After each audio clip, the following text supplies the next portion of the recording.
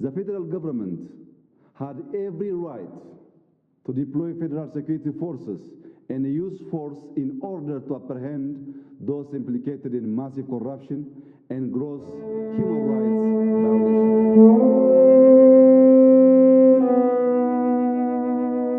Bagaimana mungkin di abad ke-21 ribuan nyawa menghilang, jutaan orang mengungsi, dan sebuah wilayah utara Ethiopia nyaris hilang dari peta berita internasional? Di Tigray, konflik tidak hanya tentang politik atau militer, ia tentang identitas, sejarah, dan kekuasaan yang menumpuk selama puluhan tahun. Ia tentang pertempuran kehilangan keluarga, anak-anak yang lahir di tengah reruntuhan, dan warga sipil yang menunggu bantuan yang tak kunjung datang. Mengapa dunia gagal melihat penderitaan ini? Siapa yang sebenarnya berperan dalam perang ini? Dan yang paling penting, apa yang bisa dipelajari dari krisis tersembunyi ini? Dalam video ini, kami akan membawa Anda ke jantung Tigray, atau melihat apa yang terjadi di balik headline yang jarang muncul, dan memahami konflik yang bukan hanya memecah Ethiopia, tapi juga menantang kesadaran global. Apakah dunia benar-benar melihat Tigray, atau kita semua hanya menutup mata? Ketika perang meletus di Gaza atau konflik di Ukraina mendominasi berita internasional, dunia menonton, menanggapi, dan bereaksi, of course. Tapi di utara Ethiopia, di wilayah Tigray, perang yang sama brutalnya berlangsung hampir tanpa sorotan. Ribuan nyawa menghilang, jutaan orang mengungsi, dan krisis kemanusiaan meluas. Sementara perhatian global nyaris tidak hadir.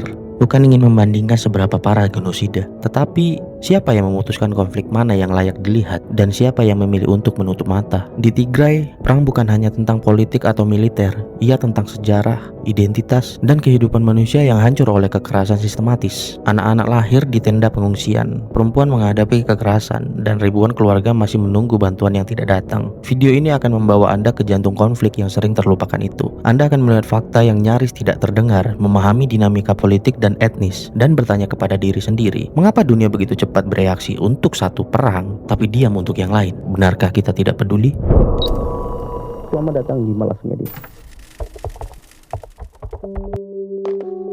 Ethiopia, negara yang disebut-sebut sebagai salah satu peradaban tertua di dunia. Tapi di balik sejarah panjang dan keindahan dataran tingginya, negeri ini menyimpan luka yang belum sembuh. Luka tentang kekuasaan, etnisitas, dan perebutan kendali yang akhirnya meledak menjadi perang berdarah di Tigray. Konflik ini bukan muncul tiba-tiba. Akar masalahnya sudah tumbuh sejak puluhan tahun lalu. Tahun 1991, rezim militer Derg tumbang. Pasukan dari utara, Tigray People Liberation Front atau TPLF, bersama koalisinya Ethiopian People Revolutionary Democratic Front atau EPRDF, merebut ibu kota Addis Ababa dan mengambil alih kekuasaan. Mereka datang dengan janji besar, membangun Ethiopia baru yang adil bagi semua etnis, di bawah sistematis federalisme etnis. Dalam sistem ini, setiap kelompok etnis diberi otonomi untuk mengatur wilayahnya sendiri. Secara teori, ini kedengarannya demokratis, tapi dalam praktiknya berbeda. Selama hampir 3 dekade, TPLF mendominasi politik Ethiopia, meskipun wilayah Tigray hanya sekitar 6% dari total populasi. Pengaruh mereka sangat kuat dari segi militer, ekonomi, dan birokrasi pemerintah. Banyak yang melihat TPLF sebagai simbol stabilitas, tapi juga simbol ketimpangan. Di wilayah lain seperti Amhara dan Oromo, ketegangan mulai tumbuh. Mereka merasa kekuasaan tidak lagi mewakili seluruh bangsa, melainkan hanya satu kelompok kecil yang mengendalikan segalanya. Lalu tahun 2018 datang. Seorang bernama Abiy Ahmed naik menjadi Perdana Menteri. Seorang anak muda dari etnis Oromo yang datang membawa janji reformasi besar-besaran. Abiy membuka pintu perdamaian dengan Eritrea atau negara tetangga yang dulu jadi musuh bebuyutan Ethiopia, dan ia mulai menyingkirkan figur-figur lama TPLF dari posisi kekuasaan. Bagi sebagian orang, Abiy adalah harapan baru, tapi bagi TPLF, Abiy adalah ancaman terhadap tatanan yang mereka bangun selama puluhan tahun. Abiy kemudian membubarkan koalisi lama EPRDF dan membentuk partai baru bernama Prosperity Party. TPLF menolak untuk bergabung. Mereka melihat langkah itu sebagai upaya memusatkan kekuasaan, menghapus sistem federal yang memberi mereka otonomi. Dari situ, retakan besar mulai terlihat di antara pemerintah pusat dan Tigray. Ketegangan politik berubah menjadi krisis terbuka ketika pandemi COVID-19 datang. Pemerintah pusat menunda pemilihan nasional tahun 2020 dengan alasan kesehatan, tapi Tigray menolak keputusan itu. Mereka tetap menggelar pemilihan regional mereka sendiri, atau sebuah tindakan yang oleh pemerintah pusat dianggap ilegal. Sebagai respon, Abiy memotong dana federal untuk wilayah Tigray. Langkah itu semakin memperdalam jurang politik di antara keduanya. TPLF menuduh Abiy mencoba untuk mengisolasi dan menghukum rakyat Tigray. Sementara pemerintah pusat menuduh TPLF berkhianat terhadap negara. Puncaknya terjadi ketika TPLF dituduh menyerang pangkalan militer federal di Tigray. Abiy menanggapinya dengan operasi militer besar-besaran yang ia sebut sebagai operasi penegakan hukum. Namun sejak saat itu, Ethiopia berubah menjadi ladang pertempuran. Komunikasi pun terputus, ribuan orang jadi mengungsi, dan laporan pelanggaran HAM mulai bermunculan dari wilayah yang terisolasi. Tapi lebih dari sekedar perang, yang sebenarnya terjadi di Tigray adalah benturan identitas, yaitu antara pusat dan pinggiran, antara sejarah dan masa depan, antara mereka yang merasa memiliki negara dan mereka yang merasa ditinggalkan olehnya. Inilah yang menjadi akar dari perang Tigray, sebuah konflik yang lahir dari sistem kekuasaan lama, tumbuh dalam ketegangan etnis, dan meledak ketika harapan akan perubahan justru menimbulkan ketakutan baru. Dari sini, kisah perang Tigray dimulai. Perang Tigray bukanlah konflik singkat yang terjadi hanya dalam waktu semalam. Perang itu meledak pada November 2020 ketika ketegangan politik antara pemerintah Ethiopia dipimpin Perdana Menteri Abiy Ahmed dan kelompok Tigray People Liberation Front mencapai titik didih. Pemerintah menuduh TPLF menyerang pangkalan militer federal di Mekelle, ibu kota wilayah Tigray. Serangan itu dijadikan alasan bagi Abiy untuk mengumumkan operasi militer penuh dengan dalih menegakkan hukum nasional. Namun, operasi yang disebut dengan penegakan hukum itu segera berubah menjadi perang yang terbuka. Pasukan pemerintah federal bersekutu dengan tentara di wilayah Amhara, dan yang paling kontroversial adalah bersekutu dengan militer Eritrea, di mana negara tetangga yang memiliki sejarah panjang permusuhan dengan TPLF. Gabungan kekuatan itu menggempur wilayah Tigray dari berbagai arah. Kota demi kota jatuh, ribuan warga sipil melarikan diri, dan jaringan komunikasi serta listrik diputus. Dalam waktu yang singkat, Tigray terisolasi dari dunia luar. Sejak awal, korban sipil melonjak dengan tajam. Serangan udara, pembunuhan massal, dan kekerasan seksual dilaporkan oleh berbagai lembaga kemanusiaan. Amnesty International dan Human Rights Watch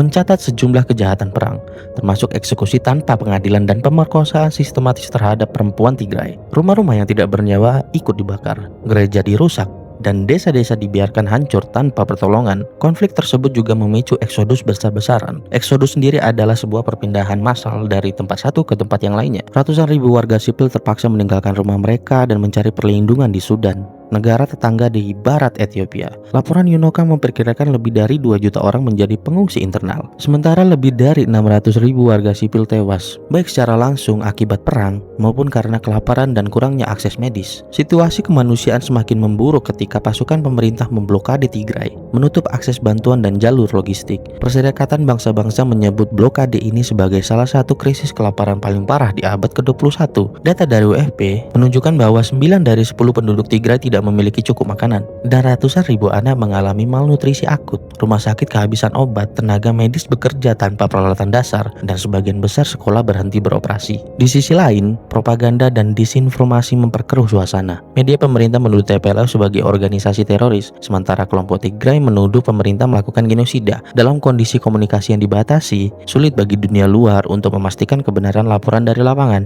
Meskipun pada pertengahan 2021, pasukan pemerintah sempat mengumumkan kemenangan, TPLF berhasil bangkit kembali dan bahkan merebut sebagian besar Tigray. Perang pun meluas ke wilayah Amhara dan Afar, membuat konflik semakin rumit.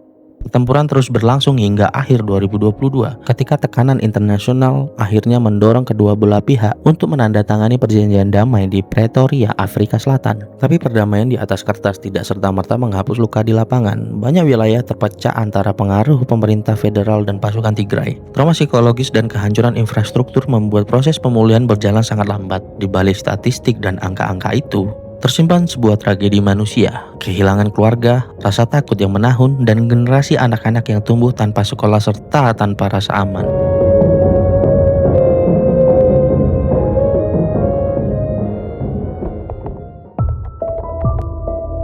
Perang Tigray bukan hanya menghancurkan kehidupan manusia, tapi juga merobek jantung ekonomi Ethiopia, di mana negara yang sebelumnya dipuji sebagai salah satu ekonomi dengan pertumbuhan tercepat di Afrika. Sebelum konflik meletus pada tahun 2020, Ethiopia mencatat pertumbuhan GDP rata-rata di atas 8% per tahun selama lebih dari 1 dekade. Namun perang ini menghentikan laju itu seketika. Kerusakan infrastruktur menjadi titik awal dari kejatuhan ekonomi. Jembatan dan jalan raya yang menghubungkan utara dengan pusat perdagangan di Addis Ababa rusak berat. Sektor pertanian pertanian, di mana itu adalah tulang punggung ekonomi Ethiopia, menjadi lumpuh total. Laporan dari FAO menyebut bahwa lebih dari 70% lahan pertanian di Tigray tidak bisa ditanami, baik karena ladang menjadi medan perang atau karena petani melarikan diri dari kekerasan. Hasil panen menurun drastis dan rantai pasokan pangan di seluruh wilayah utara Ethiopia terganggu. Dampaknya terasa jauh melampaui garis pertempuran. Harga pangan melonjak tajam di pasar nasional. Inflasi menyentuh level tertinggi sejak 2008 dan cadangan devisa Ethiopia tergerus untuk mengimpor kebutuhan dasar. Bank Dunia melaporkan bahwa akibat perang dan pandemi, tingkat kemiskinan nasional Ethiopia meningkat kembali setelah sebelumnya berhasil ditekan selama bertahun-tahun. Selain itu, blokade yang diberlakukan terhadap Tigray membuat aktivitas ekonomi di wilayah tersebut nyaris berhenti. Tidak ada perdagangan, tidak ada perbankan,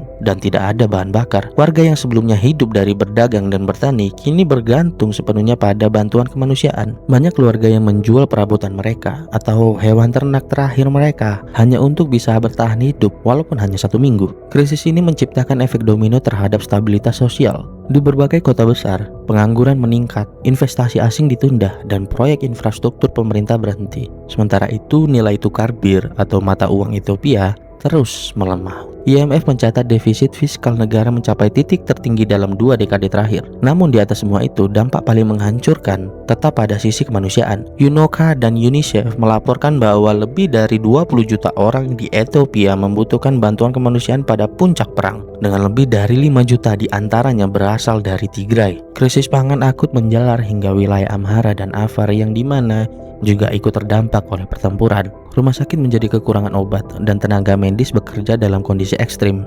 UNICEF menemukan bahwa 1 dari 3 anak di Tigray mengalami malnutrisi akut, sementara ribuan ibu meninggal saat melahirkan karena tidak ada akses medis. Banyak sekolah berubah menjadi tempat pengungsian dan generasi anak-anak di utara Ethiopia kehilangan masa depan pendidikan mereka. Sementara itu, bantuan internasional tersendat karena birokrasi dan keamanan. Banyak konvoi bantuan PBB terpaksa berbalik arah karena bentrokan di jalan atau larangan dari pihak militer.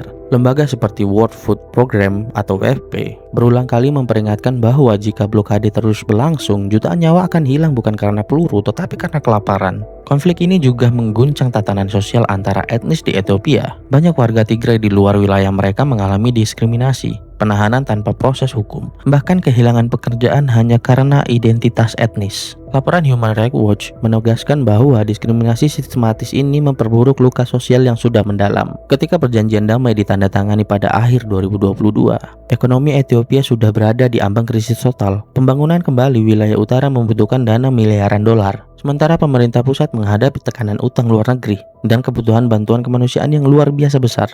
Hingga kini, luka ekonomi itu belum sembuh. Banyak warga Tigray masih hidup tanpa akses listrik, air bersih, atau sistem perbankan. Bantuan datang, tapi tidak sebanding dengan skala kehancuran. Perang yang awalnya bermula dari ketegangan politik, kini berubah menjadi bencana sosial terbesar yang pernah dialami Ethiopia dalam 1 generasi.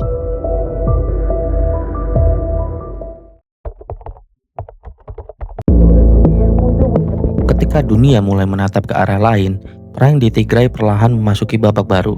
Setelah 2 tahun penuh darah dan kehancuran, perjanjian damai Pretoria yang ditandatangani pada November 2022 menjadi titik balik penting. Di meja perundingan itu, pemerintah Ethiopia dan Tigray People Liberation Front akhirnya sepakat untuk menghentikan permusuhan dan memulai proses rekonsiliasi. Namun seperti banyak konflik di Afrika, perdamaian di Ethiopia tidak datang secara utuh, di mana ia datang dalam potongan-potongan kecil, seringkali diwarnai kecurigaan dan ketegangan baru. Dalam perjanjian Pretoria, kedua pihak sepakat bahwa TPLF akan melucuti senjata berat, sementara pemerintah federal akan memulihkan akses bantuan kemanusiaan ke wilayah Tigray. Pasukan Eritrea, yang sempat menjadi sekutu militer Abiy Ahmed, juga dijanjikan akan ditarik dari wilayah Tigray, tapi implementasi kesepakatan itu tidak berjalan dengan mulus. Laporan dari UNOCHA dan Human Rights Watch mencatat bahwa hingga awal 2024, pasukan Eritrea masih terlihat di beberapa wilayah perbatasan Tigray dan Amhara. Ada pula laporan kekerasan lokal, pembunuhan balasan, dan penahanan terhadap warga sipil yang diduga bersekongkol dengan musuh. Situasi keamanan tetap rapuh,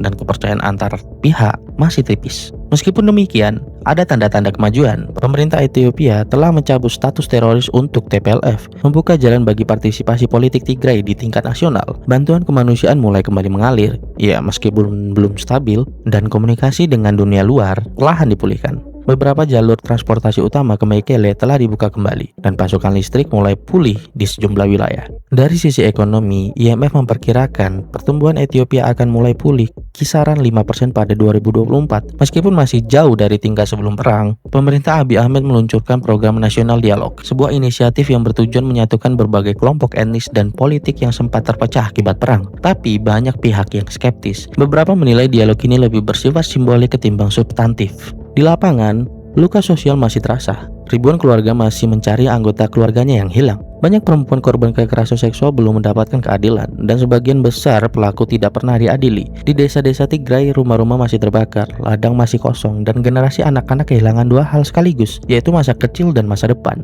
Namun di tengah kehancuran muncul juga upaya rekonstruksi dari akar rumput. Komunitas lokal bersama organisasi kemanusiaan berusaha memulihkan sekolah, membangun kembali pasar, dan menyediakan ruang trauma healing bagi para korban perang. Gereja dan lembaga keagamaan memainkan peran penting dalam menjembatani perdamaian sosial, di mana sesuatu itu tidak bisa diselesaikan dalam politik formal. Sementara itu, di tingkat global, konflik Tigray tetap menjadi isu yang kurang mendapatkan perhatian. Dunia internasional lebih banyak berfokus pada perang yang lain. Padahal laporan PBB pada pertengahan 2025 menegaskan bahwa lebih dari 600.000 orang masih hidup dalam krisis kemanusiaan akut di Ethiopia Utara, dan sekitar 1 juta anak masih kekurangan akses pendidikan dasar. Dan kita tidak bisa membandingkan antara Ethiopia dengan Gaza, karena itu dua hal yang sangat berbeda. Meski tidak lagi terdengar dentuman senjata, bayangan perang masih membayangi setiap langkah perdamaian Ethiopia. Tantangan berikutnya bukan lagi sekedar menghentikan perang, melainkan membangun kembali kepercayaan, sesuatu yang jauh lebih sulit daripada menandatangani perjanjian damai. Hingga hari ini, Tigray masih menjadi simbol tentang betapa rapuhnya stabilitas di Afrika Timur, bahwa dalam satu keputusan politik, sebuah bangsa bisa tergelincir ke jurang kehancuran. Namun juga menjadi pengingat bahwa bahkan di tengah reruntuhan, manusia tetap mencoba berdamai.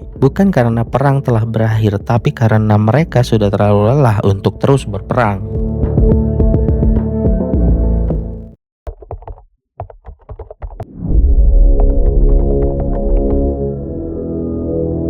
Meskipun perang Tigray telah menelan ratusan ribu korban dan menghancurkan kehidupan juta orang, konflik ini tetap relatif tidak terlihat di panggung global. Tidak seperti perang di Ukraina atau krisis di Rusia yang mendominasi berita internasional, Tigray jarang muncul di televisi dan media daring utama. Ada beberapa alasan di balik minimnya perhatian dunia terhadap bencana kemanusiaan ini. Pertama, akses informasi yang sangat terbatas.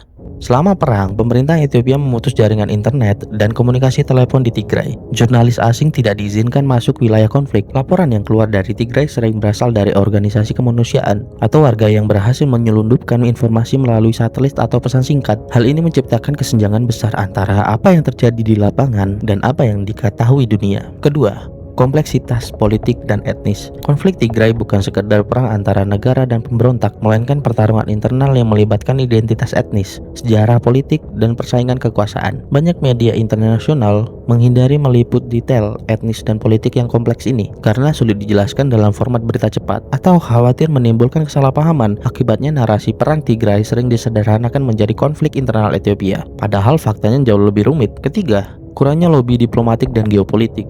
Ethiopia bukan negara dengan pengaruh besar di arena internasional. Konflik di sana tidak mengganggu kepentingan ekonomi global secara langsung. Berbeda dengan perang di Timur Tengah atau Eropa Timur, akibatnya perhatian media besar dan intervensi diplomatik internasional relatif terbatas. Laporan-laporan dari PBB, HRW, atau UNICEF sering tidak mendapatkan sorotan luas, meskipun menunjukkan skala krisis kemanusiaan yang sangat besar. Keempat, propaganda dan disinformasi. Baik pemerintah Ethiopia maupun TPLF sama-sama memanfaatkan informasi sebagai senjata. Tuduhan terorisme, klaim serangan massal, atau pembelaan terhadap operasi militer sering disebarkan untuk membentuk opini domestik maupun internasional. Dalam kondisi komunikasi yang terputus, sulit bagi jurnalis untuk memverifikasi fakta, sehingga narasi yang sampai ke dunia luar sering bias atau tidak lengkap. Kelima, persepsi global yang selektif. Media internasional cenderung fokus pada konflik yang langsung mempengaruhi ekonomi, migrasi, atau keamanan global. Konflik yang hanya terjadi di wilayah yang jauh dan tidak berpengaruh pada rantai pasok global sering diabaikan. Sayangnya, ini membuat jutaan warga Tigray yang hidup dalam kelaparan dan trauma nyaris tidak terdengar di panggung dunia. Hasilnya, dunia memiliki gambaran parsial tentang apa yang sebenarnya terjadi. Banyak laporan kemanusiaan dipublikasikan, tetapi tidak cukup untuk mendorong aksi nyata. Bantuan internasional datang terlambat, pendonor menjadi ragu, dan tekanan politik terhadap pemerintah Ethiopia tetap terbatas. Sementara itu, jutaan warga sipil masih menunggu perhatian yang layak. Part ini menunjukkan satu hal penting. Perang bukan hanya soal senjata dan pertempuran, tetapi juga tentang informasi dan persepsi. Ketika dunia tidak melihat, penderitaan menjadi kurang nyata. Ketika narasi dikontrol atau terputus, korban menjadi hanya angka dalam laporan resmi. Dan Tigray tetap menjadi contoh tragis bagaimana konflik serius bisa tenggelam dalam ketidakpedulian global, meskipun dampaknya menimpa jutaan manusia setiap hari.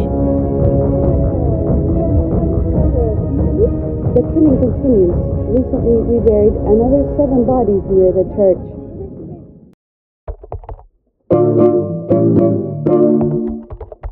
Perang di Tigray telah meninggalkan bekas yang dalam, bukan hanya di tanah dan bangunan, tetapi di hati manusia. Dari akar konflik politik dan etnis yang sudah lama terpendam, hingga peperangan bersenjata yang menghancurkan kehidupan sehari-hari. Ethiopia Utara menyaksikan satu bab kelam dalam sejarahnya. Ribuan nyawa menghilang, jutaan orang mengungsi, dan generasi baru lahir dalam kondisi trauma. Ekonomi yang dulu tumbuh pesat hancur seketika, infrastruktur vital musnah, dan akses dasar seperti pangan, air, dan kesehatan terputus selama bertahun-tahun. Dunia yang seharusnya menjadi saksi seringkali hanya melihat melalui potongan informasi yang terbatas, seolah konflik ini terlalu jauh, terlalu kompleks, atau terlalu kecil untuk menjadi perhatian utama. Meski perjanjian damai telah ditandatangani, damai itu masih rapuh.